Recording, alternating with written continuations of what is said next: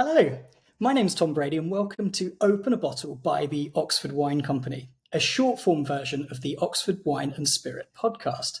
For the first time on Open a Bottle, I'm recording from outside my kitchen. I'm here at the Jericho Wine Rooms, and also, for the first time, I have two guests with me today. Emma Kirk is the on-trade brand executive for Lochlea Distillery, helping to expand the reach of Lochlea across the globe. John Campbell is the production director at Lochlea Distillery, overseeing the creation of the liquid we're about to sample, having previously worked as distillery manager on Islay at Lefroy. And I'm delighted to say that I have in my hands a bottle of Lochlea Our Barley, the flagship release from the Lochlea Distillery, and so far this year, one of the top-selling single malt whiskies here at the Oxford Wine Company. Emma, I was hoping you could start today by giving us a little rundown on Lochlea, whereabouts in the world you're located, and how you would describe the ethos and philosophy of the distillery. Sure. So we are a farm distillery based in the heart of Ayrshire. So we're a 222-acre farm nestled in between the two tiny towns of Mauchline and Turbolton in Ayrshire. We are completely independent, family run, a tiny team of 15 of us, and we're now in 25 different markets across the world. A small team that work really hard. Our biggest, I would say, thing that stands out from other distilleries is the fact that we grow all of our own barley on the farm. So we're a fully grain to glass distillery, so to speak. And the long-term goal for Lochlea is to be the only distillery in Scotland to do every single part of the process on site. Currently, there's only 2 points that we don't do. Well, we do 15% of our floor maltings on site at the moment. But by the end of next year, we'll hopefully be doing 100%. We've got planning permission for a new warehouse. So that will be starting to get built quite soon. And then the next thing would be a bottling line. So once we've kind of met those 2 milestones, then we'll be completely single site, which is very unique in the industry, the Scotch whisky industry anyway. We're very much a forward-thinking distillery, I would say. We like to do things our own way, as you can probably tell by our bespoke bottle. And we're very much a liquid-focused distillery. There's lots of lovely elements of our story. However, we want to be first and foremost known for the quality of our liquid. So in a nutshell, that would be Lochlea to me. We've seen in the past few years a resurgence in activity in the lowland region of Scotland with the reopening of Rosebank, a rebranding of Bladnoch, and some fresh blood in the form of yourselves and the folks over at Annandale, not to mention the lads at Daffmill. Knowing very well how dangerous it is to generalise when it comes to Scotch whisky regions, do you feel that there's still an overarching character for lowland whisky? And how do you feel that Lochlea fits into this? Character, no. I mean, the lowland character generally historically was very light and grassy, which we're definitely not. We're very much juicy fruit and cereal forward whisky. So again, that's us going against the grain of what lowlands classically are. However, I think kind of as the industry grows and there's more and more distilleries, the region element doesn't actually mean as much in regards to flavour as it once did, and it's actually more about where they're positioned in Scotland and just about how to organise them, really.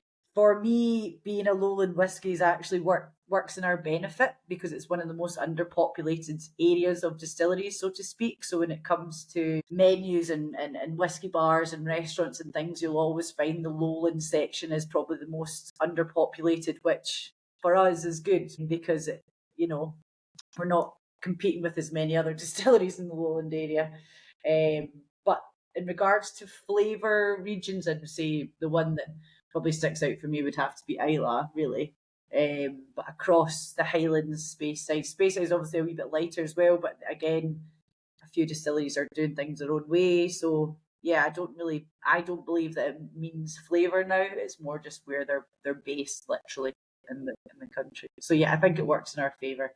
Also, Ayrshire is like an extremely underpopulated area for distilleries, so that kind of also makes us slightly unique as well. It's very cool, actually, and you're absolutely right. It's really, really difficult these days to generalise in any way, shape or form, particularly for Islay when you've got Brookladdig being one of the biggest distilleries there and doing something completely different. And it is very difficult working in a whiskey shop where somebody goes, oh, I like a Speyside style whiskey. And, that could really mean anything these days.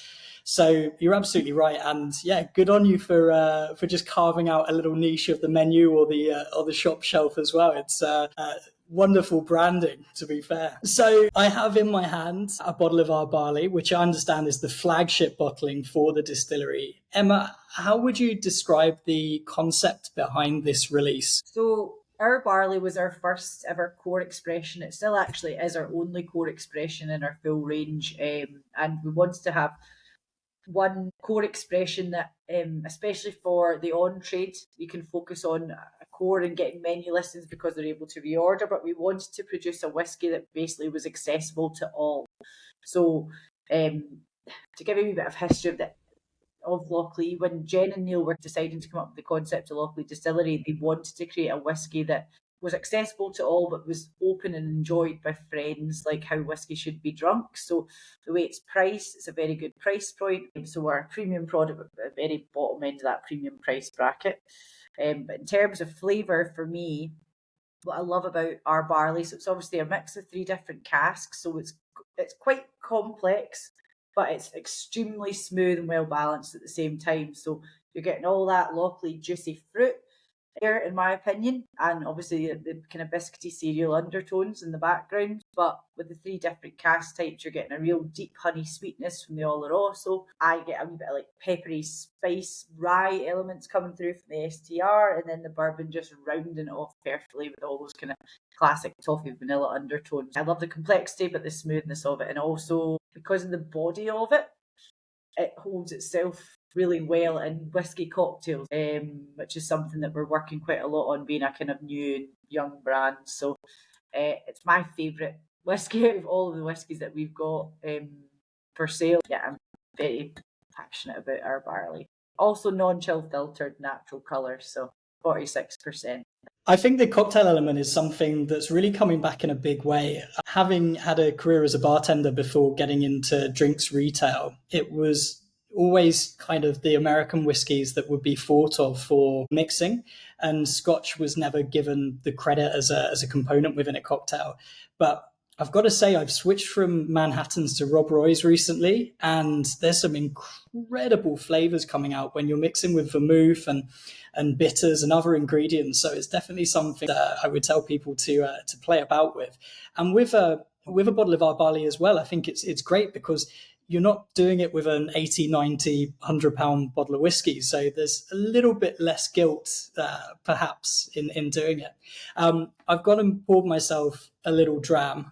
We won't tell people what time of the day it is, but let's get into it. John, Lochlea are a grain-to-glass distillery, so it's only right that we go into a little bit of detail on the raw material before launching any further into a discussion on the production. Could you please tell us a little bit about the journey the barley goes through before we start the whiskey production process? Yeah, well, the barley basically starts beside the distillery. It's grown right there in these 222 acres that Emma's on about.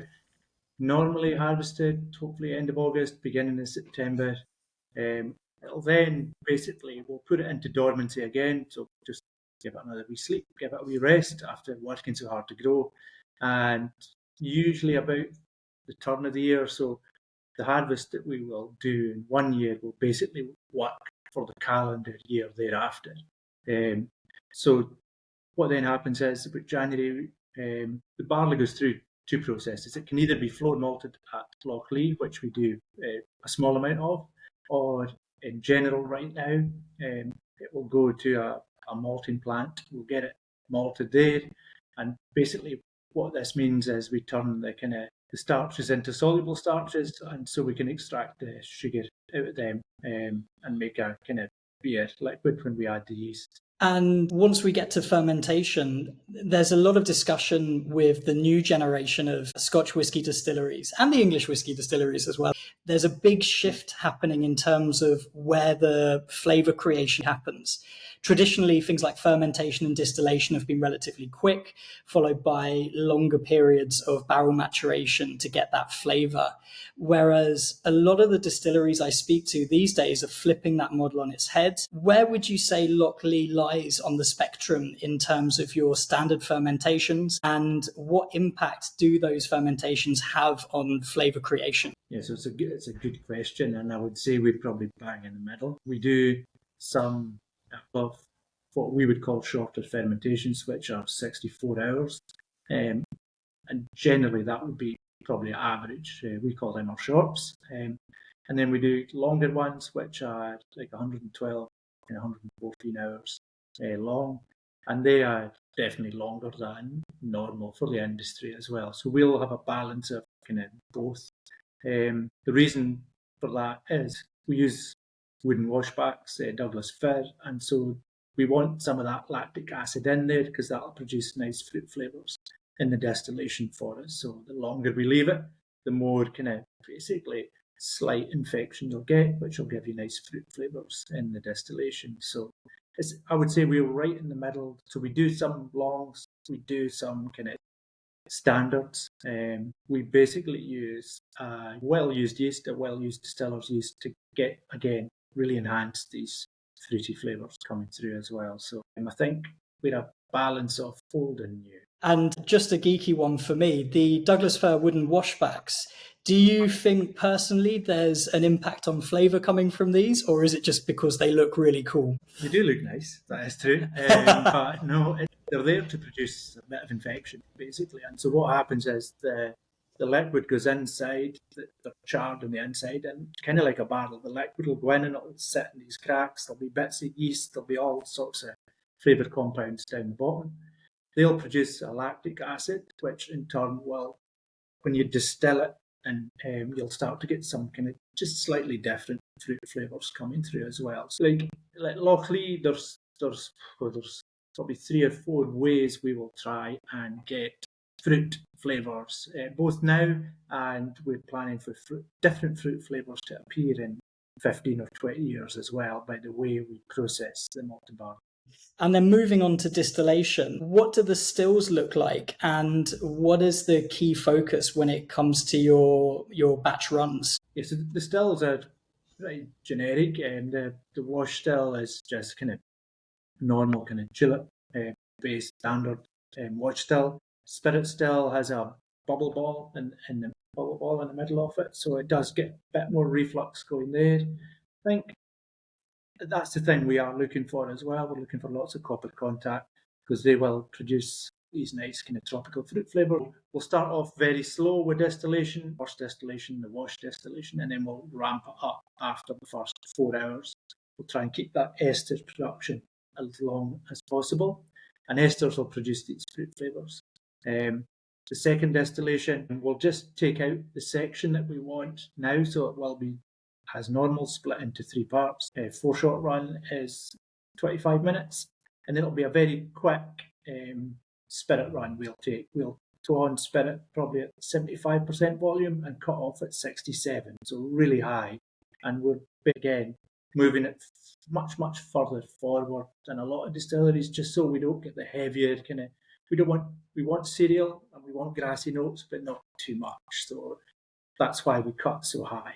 So it's just a small and high cut to keep the fruit flavours running. And I would say that high cut does lead into the juiciness, and there is a lightness to the final whiskey that comes through when you taste it. So it's a really interesting. I love when you can taste a whiskey and you can tell what certain things have happened during production. So it's really, really great that you've said that. So John, Emma's alluded to the cask mix of this whiskey already, but what exactly are we looking at in terms of maturation and a blend of casks? Yes, so the majority will be first fill bourbon, and that'll be 63% of this liquid. We will then have some STRs in kind of ex-Rioja red wine barrels, kind of shaved, toasted, recharred, and this will be 19% of this liquid. And then we do have some sherry butts included in this as well, so kind of bigger casks, and it will be 18% of this liquid. My master's right, that should add up to 100. And really, like these two kind of smaller compounds, we want them to have the place, but we don't want them to dominate. So each flavour will bring its thing. Bourbons will give you that, like as Emma said, these nice vanilla notes, and it softens things up a wee bit. The wood's less dense, so it kind of gets things going a wee bit faster maturation-wise. The STRs bring that nice rye note, so kind of high, kind of floral aromatics and black pepper. And then the sherry butts will give you a nice kind of bit of dry in there, and then just these slightly different kind of red fruits come through as well. So when they're all added together, you should be able to get hopefully all of these. Right off the bat, for me, the two most powerful flavors that are coming through is definitely, there's a lovely orchard fruit note, these green apples, a real freshness coming out of it. And then underlying that, you can taste the raw material, that cereal note coming through, slightly honeyed, really, really delicious on the nose. Emma, I don't know if you have anything to add on the nose? No, the nose, majority for me is just loads of honey. Like, if I'm honest with you, my palate is 10 times better than my nose is. So I'm not as good as picking up all the other fuzz. But yeah, honey for me is the main one. Should we have a little taste? Slanchava? Yes. Slanch. It's just so smooth. I would call it a malty freshness, if that's not an oxymoron. The malt coming through from the grain is really, really really present and pleasant. But that orchard fruit is still there, and it gives it that sort of almost waxy juiciness as well. It's really, really fantastic, really clean, really fresh. John, what are your thoughts on the palate here? What are you aiming for in a whiskey like this? Yes, you're just looking to get layers, basically, here, Tom. So, like, when you go in, like you've had maybe your first taste, the next time you go in, you'll get something different, and then something different. That's each time. It's kind of like peeling an onion. You get one flavour, then another flavour, then another flavour, and just all these layers. To me, that's what a good whiskey has. It has lots of depth and lots of layers coming through. So hopefully each time you go back, and I would say almost definitely have a second sip almost straight away, because you'll probably have shocked your palate a wee bit with the alcohol the first time, and then the second time you'll just get more of these layers, and it'll hopefully take you on a journey, and you'll feel it going across your palate. You'll definitely get the sweet and fruit flavours at the front, then more of the kind of oaky wood flavours in the middle, and then just the kind of heavier kind of cereal notes at the back. I don't like saying this because it's very cheesy, but it's a perfect way to describe it. It was actually what I was about to say, and you just said it like in a roundabout way. But I find that Our Barley is literally the gift that keeps on giving, because of every sip that you have, you're picking up a different flavour element. It's a really interesting dram, if that makes sense. It's not like I'm just drinking the same flavour with every sip. There's something different going on. And then the mouthfeel of it, lovely, like medium mouthfeel, and the finish for just the right amount of time, in my opinion. And sometimes you get this wee punch of like orange peel marmalade just at the very end. So you're like, perfect dram in my opinion. I was just getting that, a lovely sort of touch of bitterness. And then in terms of texture, I think on this, the first time I thought it was that freshness, but then the more I go back into it, you get more of a viscosity coming through, which is also quite pleasant. It's, I think I say it a few times, but the Italians have a phrase, vin de meditazione, which is a wine to meditate with. And I love the term with whiskey, especially when you get a whiskey that evolves every time you give it another taste. It's something that you can sit there and think about. And just because it's the kind of introduction to the range, that doesn't mean that it isn't something that you can sit with and enjoy over the course of an evening. One thing I would say as well is the lightness and the freshness of it. I'm sitting in a very warm room right now. I don't know how red my face is coming across on the camera, but it's very pleasant. It's something that would sort of defy anyone that says whiskey is something to be sat around a fire in the depth of winter. This is an all year rounder, I would say. I mean, I don't know if of course you'll agree with me, but I don't know if that's something that you guys are aiming for as well in terms of the production. Yeah, no, it was. It was a whiskey that could be available to everyone at all times. So it's nice that we're getting that feedback. So it's also quite a good whiskey for people that say, "Oh, I don't like whiskey," and I'll go, "Just have a wee sip of this," and they're like, "Oh, I actually do like this one," which I think you've nailed, creating a product that... Yeah, we don't want it to be harsh and prickly. It needs to be kind of smooth and easy and very approachable. Because really, when people buy Lochlea, we want them to be able to just pull the cork out of a bottle, pour it out, and just have a great social occasion with friends, family, whoever. And so, Emma, overall, any final thoughts on the whiskey? No, I love it. I'm obviously biased, but I do love it. It's just I love Our Barley because it's allowed me to play around with a lot of different cocktails there. As I was saying, we did a wee bit of it's not been the summer for it, to be honest, because the weather's not been that good, but we did a bit of a summer serve campaign based purely on the nose, palate and finish of Our Barley, because it is so prominent. So it was just 3 simple highballs. Obviously the nose, in my opinion, I get a lot of honey, so it was a salted honey highball. On the palate, I get that kind of pear fruit and obviously that bit of spice from the STR, so it's a spiced pear and apple fizz highball using appetizer as the mixer. Actually beautiful. If you've not tried it, yeah, really, all the specs on the website. And then the finish of that kind of marmalade orange sherbet. So we've done an orange kind of sherbet highball. So 3 really refreshing drinks, perfect for when the weather's hot, but the weather's not been so hot. So next year hopefully we'll have a sunnier summer. John, same question to you. Final thoughts? You're making something, you're putting it out there, you hope people like it, and I think it's like for Lochlea, it's really important to hit the mark as well. We realise people might not know us, but equally I think once they understand us, the trust will get built pretty quickly, and I think Our Barley is one of the biggest reasons for that. Emma and John, thank you so much for taking us through the Lochlea Distillery Our Barley.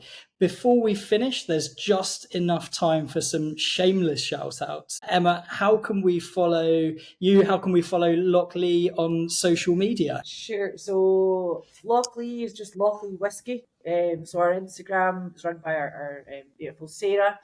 So we've got Instagram, Facebook, Twitter or X or whatever, LinkedIn, TikTok, our website. These are all areas you can follow Lochlea. Myself, I've got my own whiskey page at Little Miss Malt, and then you've got J Campbell Whiskey over here on Instagram as well. So that's basically how you can keep involved in what we're up to. Fantastic. And for anyone that doesn't know, it's Lochlea, just in case you're searching. And of course, before I finish, I've got to say you've all got to follow the Oxford Wine Company. And if you like what I have to say, you can reach me on @WhatTomDrank. Emma, John, thank you so much. Thank you, Tom. Cheers.